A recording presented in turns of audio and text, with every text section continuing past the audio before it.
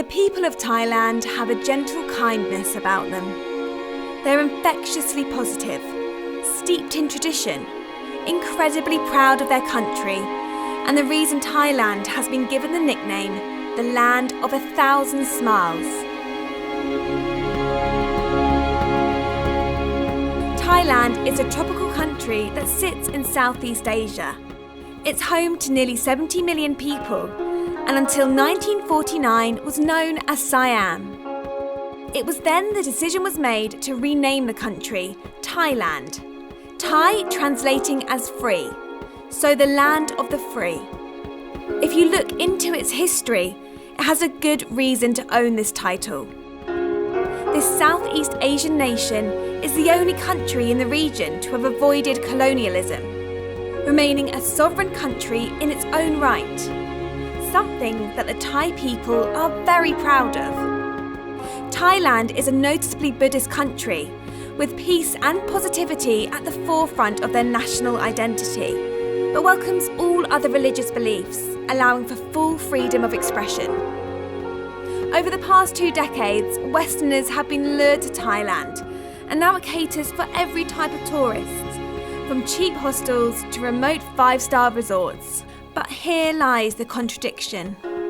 Tourism has had a Western influence on the country, and we want to see just how much of an effect this is having on not only the landscape, but also Thailand's cultural heritage. We wanted to see how easy it is to find the authentic Thailand, whether that's in its capital city or a small island off the coastline.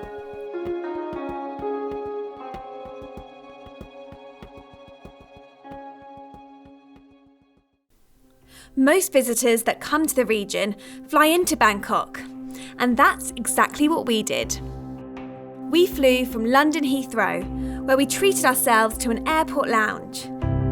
Knowing we only had a short time in Bangkok before heading out to the island, we prioritised our time and booked a transfer through Holiday Extras from the Suvarnabhumi airport to our accommodation in the city centre. Bangkok is the hub of Southeast Asia.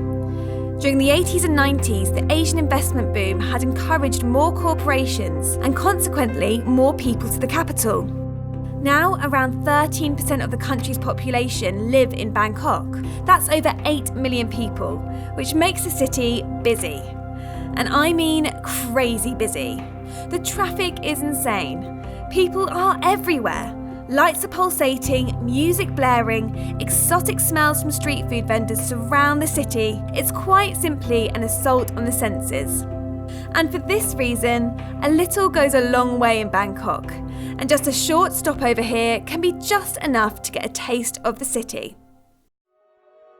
We fought through the jet lag and made our way towards the Pat Klong flower market.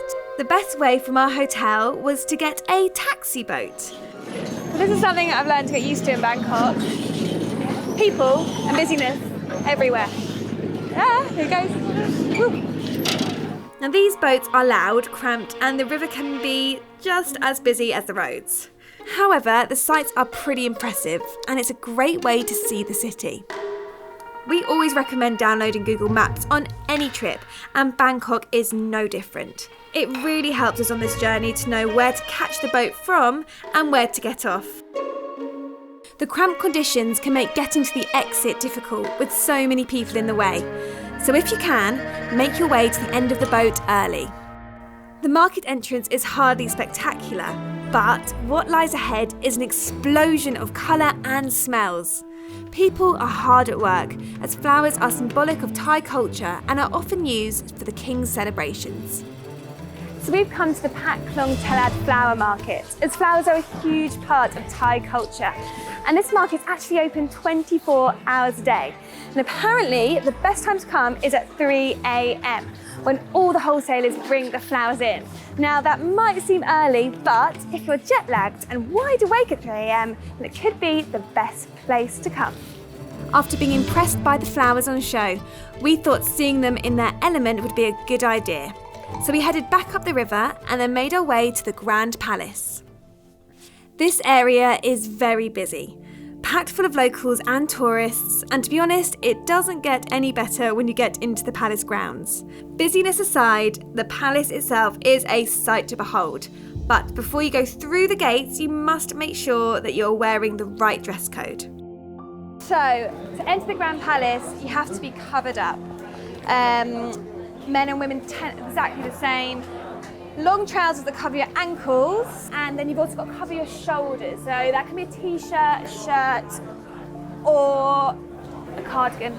And there's security guards as well at the entrance, so they're gonna give you the yay or nay whether your attire is fit for entrance. So let's see if we can get in. The architecture here is jaw-dropping. The materials and colours are beautiful. When the palace was built, it was made as a representation of heaven. Now it's full of tourists, but still it's worth seeing. So you can't deny its beauty. The Temple of the Emerald Buddha is stunning and it really does glisten. But the longer we stayed, the more people there was, and it just got busier and busier. So my piece of advice is to get there really early. Just a short walk directly south of the Grand Palace is Wat Po, the Temple of the Reclining Buddha. Before entering the temple, make sure you take your shoes off. The Buddha is huge, standing 15 metres tall and 46 metres long. Dotted around the outside of the temple are 108 wishing pots. If you place 108 coins in the pots, your wish will be granted. The temple is busy, but it's also beautiful and definitely worth a look. Still suffering from jet lag, we decided to get a tuk-tuk back to the hotel. Tuk-tuks can be a great way of taking short trips across the city. Always negotiate and haggle, as drivers will often bump up the prices for tourists. After having a good rest and a bite to eat, we decided it was time to make our way to the infamous Koh San Road. It's a backpacker's hotspot. Some people say it should be avoided, some people say you've just got to embrace it, so that's exactly what we're doing. There are hostels and bars surrounding it, but it's still a must-do if you're in the area and especially if you like street food. However, prepare yourself to see many unique delicacies along the way, like these guys. It's said that if we're going to continue to live sustainably in this world, we might have to start eating these critters. So maybe it's a case of getting used to them, but I'm just not sure. There were some other questionable foods on offer. Despite this, one of the main reasons I visit Thailand is for the food. Expect everything to be a bit spicier than back home. If you're worried about getting ill eating street food, then stick to vegetarian options or check that the food looks piping hot. Another trick I've heard is drinking a glass of Coke before you eat, and it will destroy anything nasty going in. Khao San Road has a certain lure to it. The lights, the music, the food, you can't deny there is a real energy to this place. It is, however, very westernised, highlighting the conflict between tradition and modernism that Bangkok is known for. But for us, it's just a bit too busy. And if this hustle and bustle isn't for you either, then there are alternative market roads like Soi Ram Butri, which we were to visit the next day. First impressions of this city are that it's really busy. It's much more busy than I thought it was going to be actually, and a lot more modern. So I'm hoping that during this trip we're going to find that traditional Thai culture that still lives at the heart of this city. We made a short trip back to the Grand Palace to meet Apple, our tour guide. Apple will be showing us the food market, the canal, Santa Cruz Church and some Thai boxing. But first up, the market, and to get there we took another boat. Thankfully, this one wasn't quite as busy. Apple explained she was taking us to a restaurant located in the middle of Wang Lang Food Market. She described it as a local market that fewer tourists visited, meaning the Thai people could sell what they like and without any Western influence. As we weaved through the market, we found the restaurant and were eager to try some local signature dishes. The first thing is the soup we call tom sap. Tom sap is the Isan style or the Northeast style of the sour and spicy soup with the pork. So fragrant. It's a really strong smell. Yeah, but very refreshing. Very healthy dish. And this one is very famous dish that they call pu phat phom curry or the Indian curry with crab. Tastes really good as well. This is very famous for Asian, you know. A lot of Asian tourists like Chinese or Korean or Japanese, they love this dish. Okay. So you can try this. And it's a Thai dish though. It is a Thai dish, yeah. And this one, you will love it. Like a fruit salad. It is. This is my favorite dish for dieting. When I have to lose weight, yeah. This is the fruit, the mixed salad with fruit. Yeah. And is there chilies in there as well? Exactly. The fruit with chili. It's just like the Thai style sour spicy salad, not like your salad. But that's what Thai food is all about. It's all about mixing all the different flavors from your spicy to your sweet, salty. It's like everything goes in. Yeah.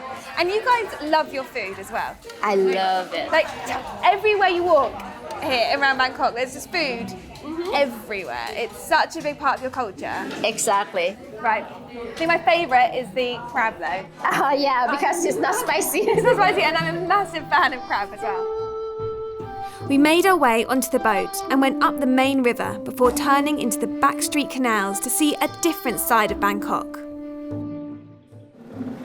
So, today we're gonna see the nice houses, a lot of fish, and if we're lucky, we can see some main character of this canal. Okay. The monitor lizard. The monitor lizard. Oh wow. So this canal stretch is very much an area of Bangkok that maybe tourists wouldn't see unless they come on the boat? Yeah.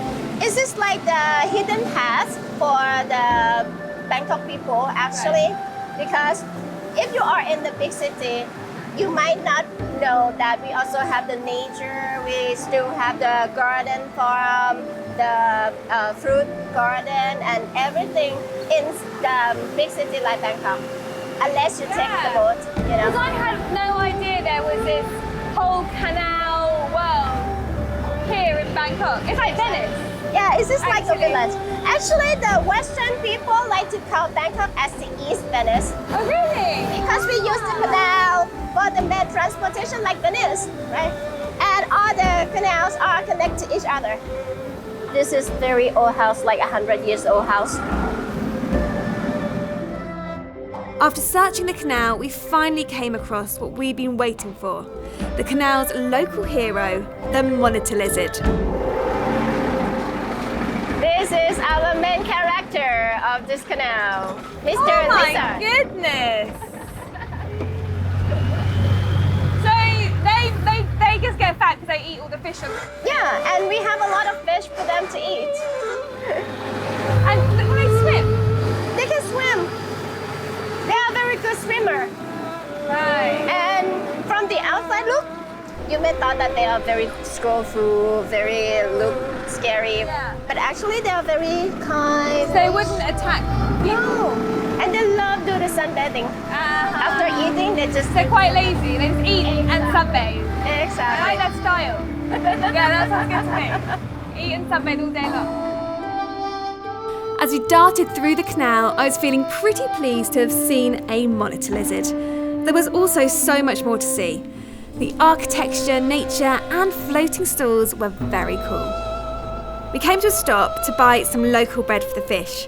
I couldn't believe how many there were. There were hundreds. After feeding the fish, we sat back and enjoyed the river for the rest of the tour. This area is more for local people. We like to come here every day if we have time, especially during the weekend. It's more people coming, more shops open. It's like shops and bars and restaurants. Yeah, exactly.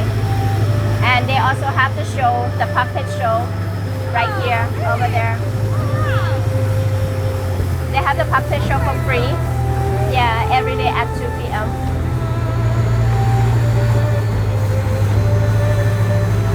The pork smell postman. I'm a postman. He has his own boat.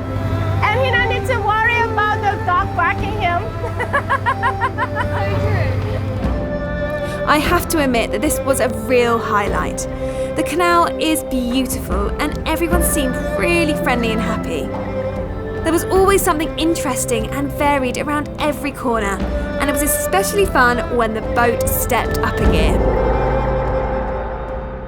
The boat moored next to our next destination, the Santa Cruz Church, one of the many old Catholic churches in Bangkok and part of an old Portuguese settlement.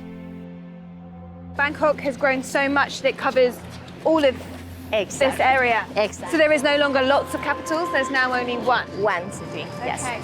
And actually, for Thai people, we never call Bangkok as Bangkok at all.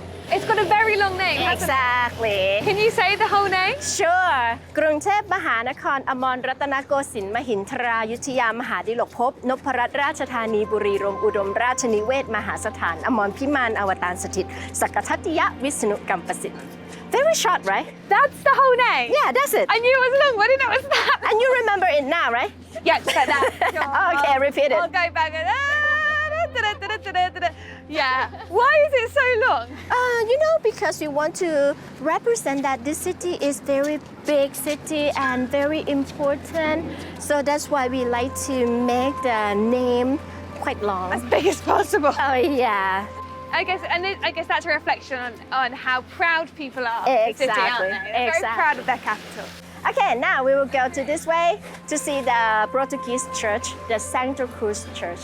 Even though Thailand is a Buddhist country, we also accept all kind of different religion. So we have the Christ Church right here. We have the Chinese monastery, and we have the Thai temple, of course, the Buddhist temple. Across the road, we also have the mosque. Which is mean all kind of different religion people are together in the same community. And they all live very peacefully one another. Exactly. This is the good thing for Thailand. We live in peace together. We live in peace. As Apple took us around the local houses in this area, she gave us her opinion on tourism in Thailand. Actually, even though there are so many tourists, so many expats living in Bangkok, but they just gather into the small zone. Okay. Which is mean, of course, that area which has a lot of expats, which has a lot of tourists, we have a lot of effect. A bit like Koh San Road, for example. Something like that. Khao San Road, Siam Road, something like that. But we also have a lot of beautiful things that you can come here, enjoy your life here. And if you come here, look at another side beside that party, you will love this country.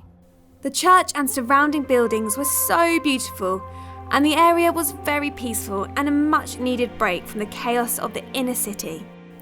The penultimate stop of the day was to watch Thailand's national sport, Muay Thai boxing, at the famous Ratchathani boxing stadium. So as we said goodbye to the Santa Cruz Church, Apple reminded us just how she remembers the real name of Bangkok. How do you remember that name?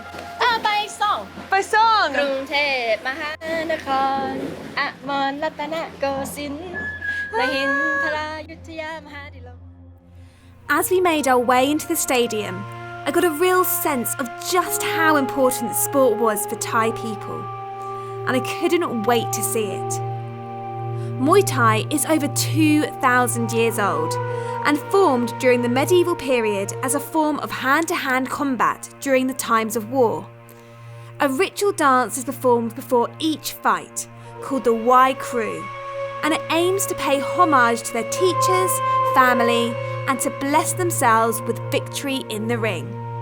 Muay Thai is one of the fastest growing forms of martial arts over the last 80 years and is the combination of limbs into what is considered the 8 weapons of Muay Thai: elbows, fists, knees, legs, the shins and feet, and some consider the use of the head to be the 9th weapon of Muay Thai.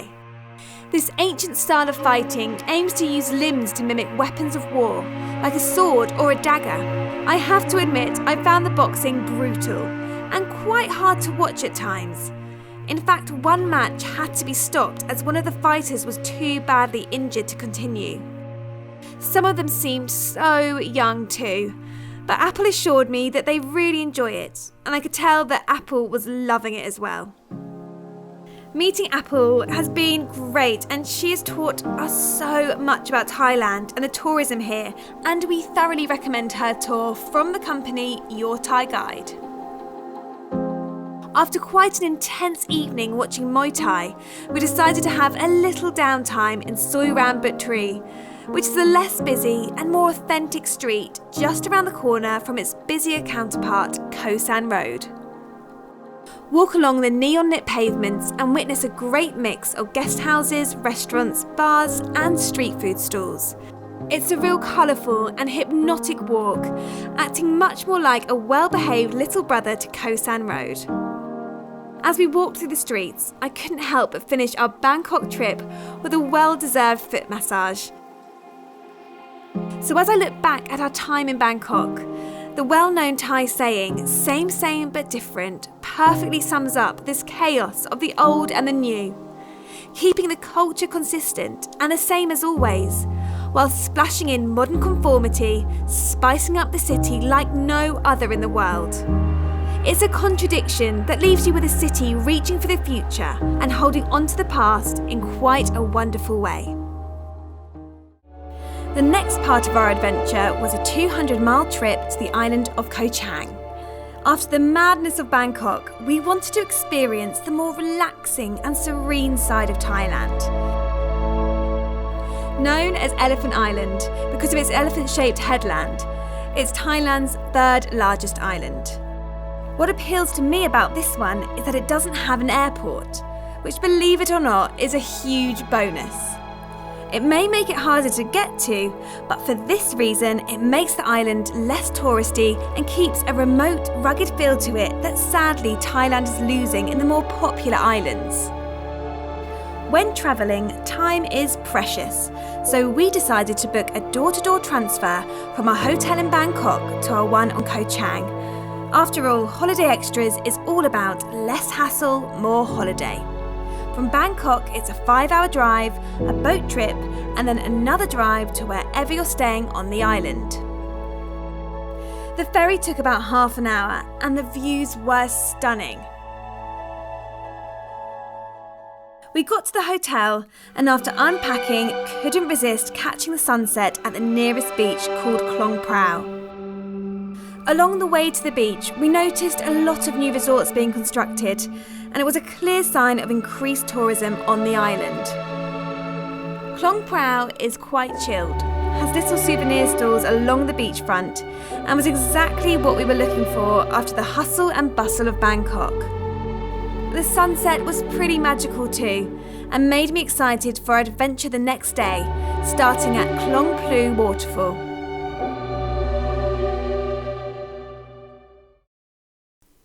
Klong Plu Waterfall is the most popular on the island.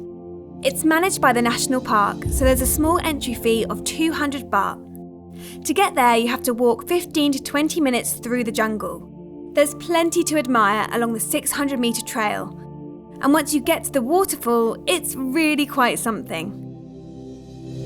There's a large plunge pool at the foot, perfect for swimming, and it's filled with fish, and they don't mind coming up to say hi. If you're like me and don't mind scrambling up the rocks, then there's a few cliff faces to jump off, the perfect way to cool down from the heat. So it's a bit of a walk to get to the waterfall, but once you're there, it's well worth it. You're going to also want to wear sensible shoes as it can be a bit uneven at times. It's worth jumping into if you're into that kind of thing.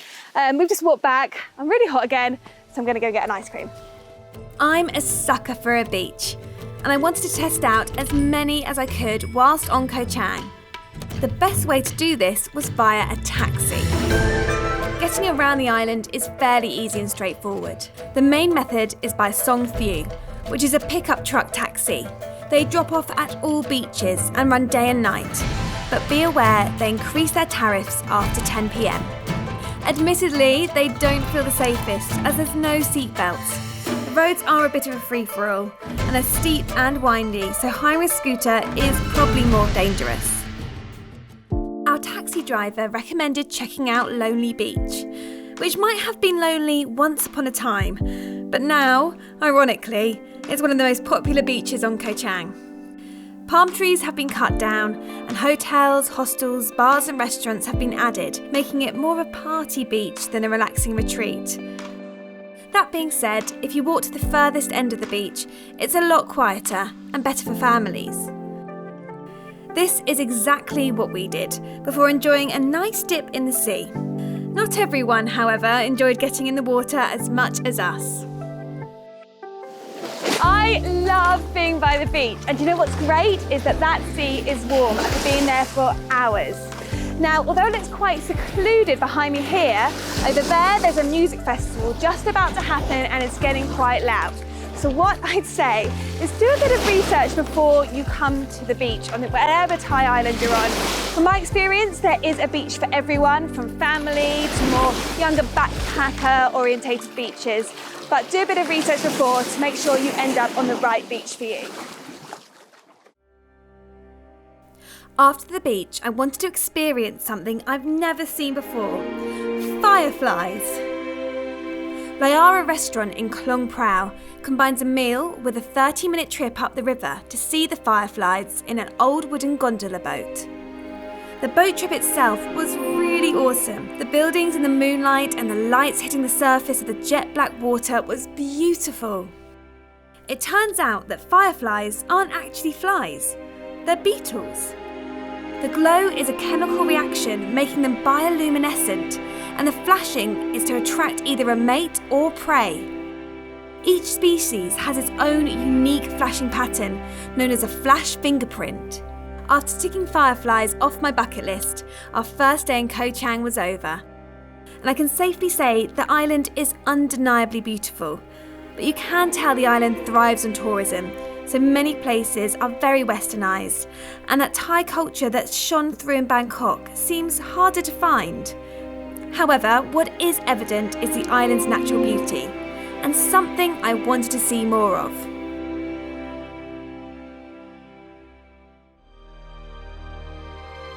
We hired a boat and driver that took us to a well-known snorkelling spot just off the coast of a small neighbouring island that large boats can't access.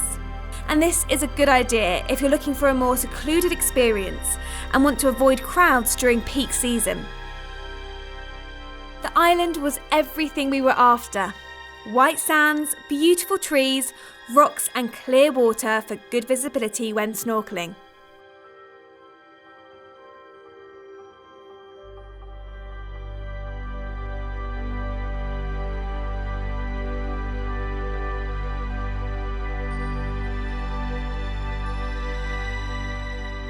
So of course the island isn't nearly as busy as Bangkok, but it's still kind of touristy.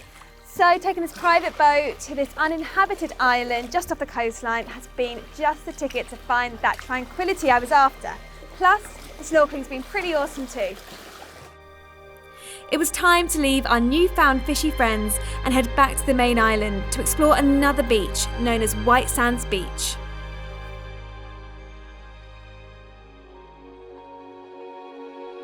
White Sands Beach is quite busy, but it's very big, so it's easy to find space. Perfect if you want to sunbathe, read a book, or simply swing and watch the world go by.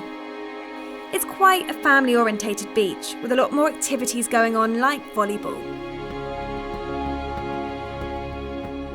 There's lots of really nice restaurants dotted along the coastline, and it's very clean and well looked after. We were nearing the end of our trip, but before we headed back home, we thought we'd go out with a bit of a bang and return to my favourite beach on the island, Klong Prao, for a fire show.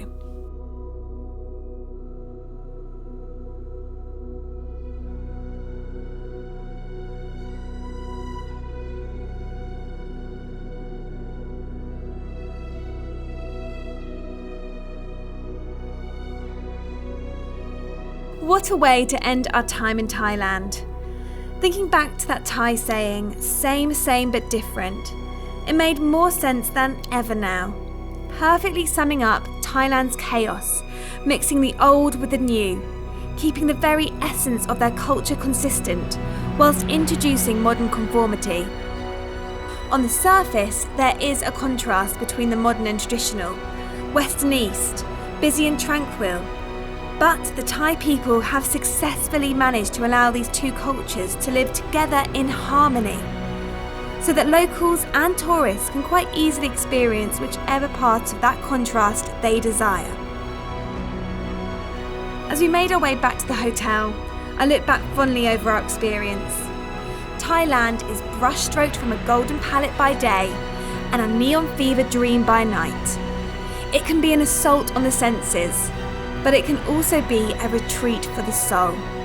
A country where seemingly colliding interests and beliefs all magically come together in harmony. This is Thailand, the land of the free.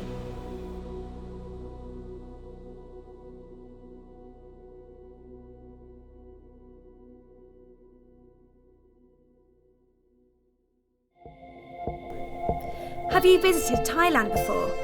If you have, then we'd love to hear about your trip in the comments below. I hope you enjoyed this guide, as we have loads more from around the world on our channel, Holiday Extras Travel Guides. See you soon!